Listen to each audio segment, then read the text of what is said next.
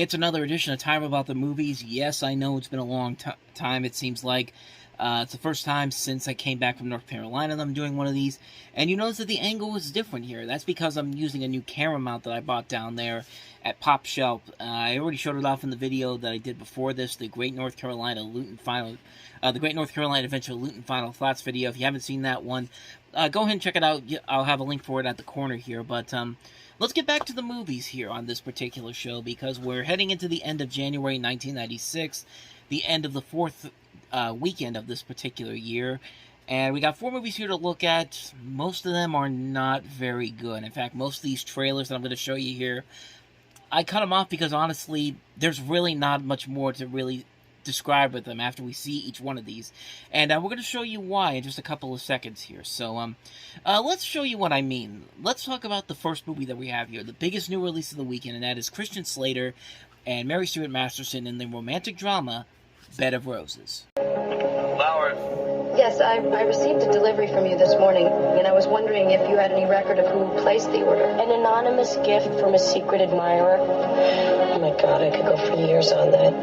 I sent you the flowers. I cleaned out the city. And you made this incredible arrangement of flowers for someone you've never even met? Marry him. Marry him now. One question. I like to take these walks. One night, all the windows were dark, except one. I saw you standing there. You were crying. I haven't been able to stop thinking about what made you so sad. Now, you know good and well that if that wasn't Christian Slater, if that wasn't a hot-looking guy, and it was just some average Joe, maybe a guy that was kind of maybe a homeless guy or something like that, Mary Stuart Masterson would have called the police on him. But no, because he's this handsome-looking dude, it's charming that this guy that knows nothing about this woman whatsoever, and has just given her a thing of roses, it's just like, no, I have to fall in love with you. It's like, that's really the major problem with this movie, and I'll give these actors credit. They are doing the best they can with this material. I mean, Christian Slater is a very good actor, and in this type of a role that's kind of outside of his normal acting chops, like, he is giving a very solid performance for the most part, and he does have some nice chemistry with Mary Stuart Masterson. And I do like Pam Adlon from Better Things. You know her mostly as a very prolific voice actress. She's the voice of Bobby on King of the Hill, Spinelli on Recess, but most in acting form, you've seen her on Better Things and Louie. She's a really good actress. I've seen her in a lot of really good stuff, and I think she does play the role of the best friend of Mary Stuart Masterson's character very well. The acting in here overall is fine. It's just everything else seems just so corny. It seems like a really corny movie that doesn't really go to the levels of terrible, mostly because the actors are giving it their all.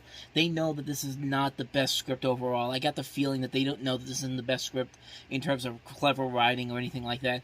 It's a pretty formulaic script. It's a script you'd see in a Lifetime movie or something on a made-for-TV film, which coincidentally this is distributed by New Line Television, so maybe was intended originally as a made-for-TV movie for TNT or something, and they said, we got Christian Slater in here, let's blow it up for the big screen. His screen presence is growing ever so rapidly, and he's going to be in a much better movie in a couple of weeks, too, so we'll get to that one in just in a couple of weeks, I should say. But, yeah, Bed of Roses really isn't anything all that special. It's kind of a mediocre film that only works mostly because the actors are really giving it their all here. It's a very lackluster film, honestly. It could have been, like, really, with a better script, this could have been a whole lot better, but as it is, it's fine for what it is.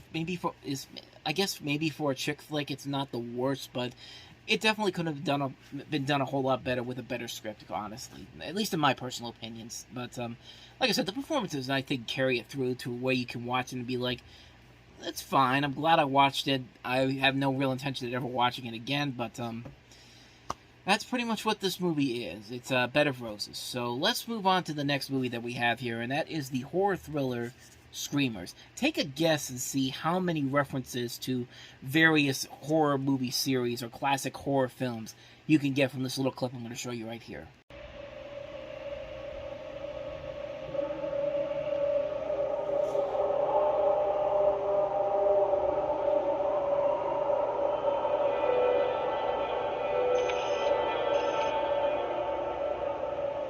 A world overlooked.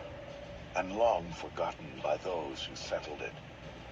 For Commander Joseph A. Hendrickson, it is worse than hell. It is home.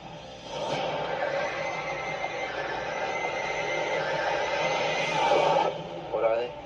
There is a new terror in their midst. Call it a screamer. It was developed for us by Alliance on Earth to neutralize the war on the ground here. How do you know it's dead? They yanked this brain out. Pretty smart. Maybe too smart. This one seems to have modified itself.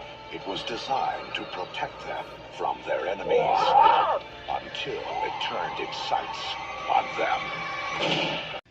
I mean, obviously you have your aliens there. You also have a little bit of Tremors.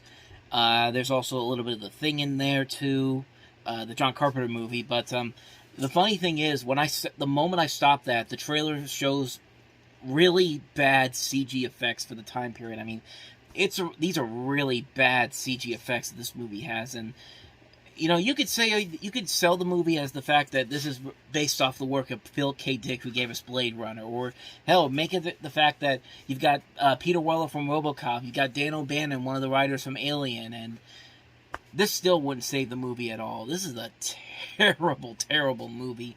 Not even a good movie on its own. I take that back, though. Some people may see it as a so bad it's good, guilty pleasure type of a movie, like a movie you'd see is late at night on TV, and you watch it, and you're just like, this is so ridiculous, but I'm having the time of my life with it. I mean, this is not a very good movie. It really is not. There really isn't a whole lot of creativity in this. The story is not that memorable. The characters are mediocre. The visuals are terrible. The action isn't really all that spectacular. It's a very lackluster film on so many levels, and I personally didn't really like it. This director doesn't really sell me. He's made some really lackluster films. He made that movie Livewire with the water that explodes that had Pierce Brosnan in it. He later did Wesley Snipes' The Art of War, and so many other notably not lackluster films that aren't that great whatsoever. And yeah, this movie definitely is not an exception to that rule. This is not a very good movie at all, and really, that's pretty much all I needed to show you to show how bad this movie was. So, that's Screamers, but hey, this is January, so how about a really terrible comedy, too? How about we throw in Tom Arnold and Rick Moranis in a comedy and make it the most cheesy, just cartoonish-looking stuff ever? Ladies and gentlemen, here's Big Bully. As kids, they were the best of enemies. Davy. Now they're all grown up. Whoa!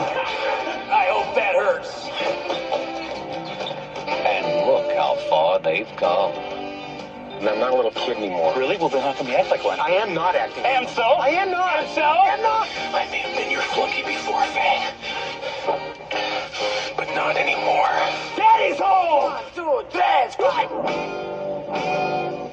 But the guy's flicking peas at me. Are you on medication or something? Watch it now, watch it! Have a nice trip? So you say he hounds you for no apparent reason? Ow! Sissy fighter! Ha! Then he chases you down the street screaming your name? Dad, Miss Larry? Chicken! Pork roast! But why? Well, he's been picking on me.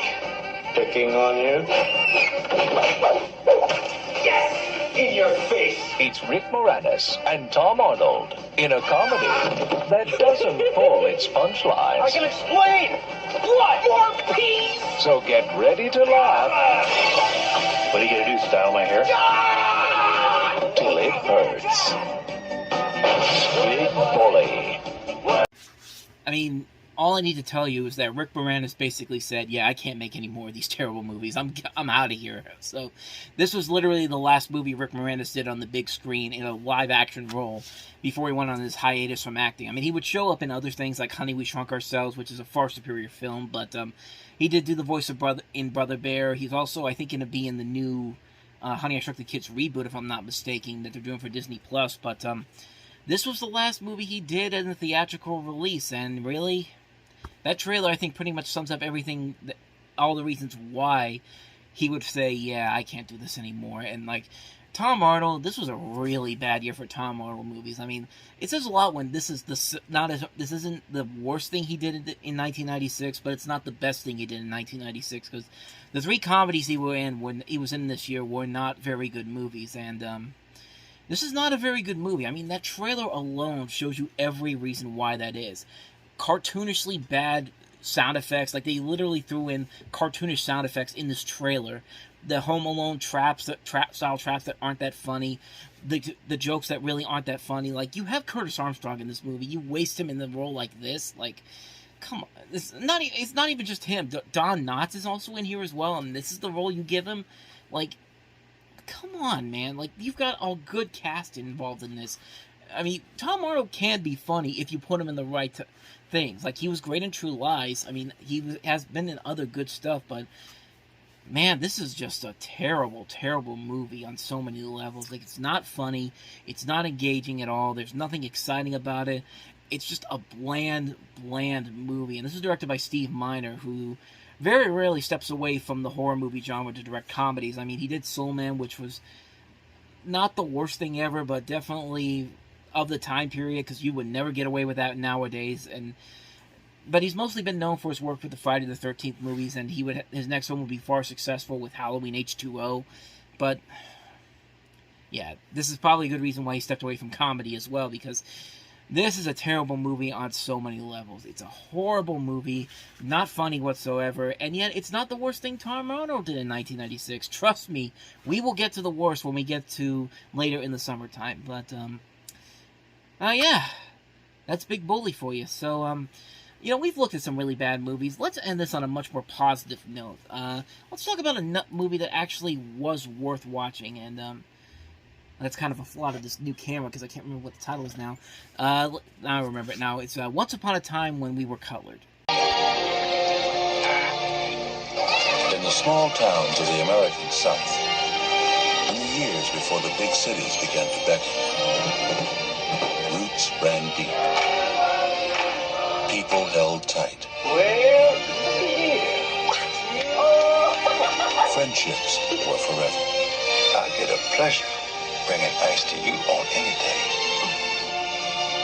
And for one family, it was a time that would test their courage.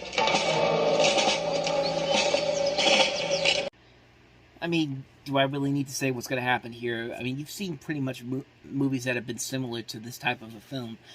But with that said, though, there is a lot to admire about this movie. For one thing, it's directed by Tim Reed, and that name doesn't sound familiar to you. You've definitely seen him before. He's been in stuff like WKRP in Cincinnati, Simon & Simon, Frank's Place. He did Sister Sister at the time this movie came out. I mean, he hasn't really directed a whole lot of movies, but as far as the directorial effort goes, this is actually a pretty good film. And the story is very compelling. The acting overall is very good here. You've got a strong cast that includes Phylicia Rashad, Leon from Cool Runnings, Al Freeman Jr., Bernie Casey's in here, Sally Richardson, Anna Maria Horsford, Isaac Hayes. Just a really good cast overall. Of course, Daphne Maxwell Reid is in this as well. It's a pretty solid film overall. It's nothing too groundbreaking or anything that exciting, but the performances overall do carry the film over. The performances are very good here, the visual element is very good, and the message overall is very strong. It's a very good story that really gets you invested in what's going on. It's a really good story that has a lot of memorability to it. Like, it's not the greatest story overall creative-wise, but in terms of an overall story, it does deliver everything it promises. It delivers a very entertaining film, a very nice-looking film. It's an overall enjoyable film. I highly recommend it. Once Upon a Time When We Were Colored. So with that said, that wraps up another edition of Time About the Movies. Next time we meet, we'll jump into February 1996. We got 5 movies to look at, including Chris Farley and David Spade's follow-up to Tommy Boy, Black Sheep. We also have Demi Moore and Alec Baldwin starring in The Juror, Jeff Bridges starring in White Squall, Antonia's Line, and the Japanese anime Ghost in the Shell makes its American film debut this weekend. So we'll take a look at those films next time. With that said, that wraps this one up. Thank you for watching, and as always, if you want to see more videos like this, please hit the playlist on the next page. Check out the previous episode, and I'll see you guys tomorrow for another episode. So thank you very much for watching. I'll see you guys next time, and until then, as always, take care.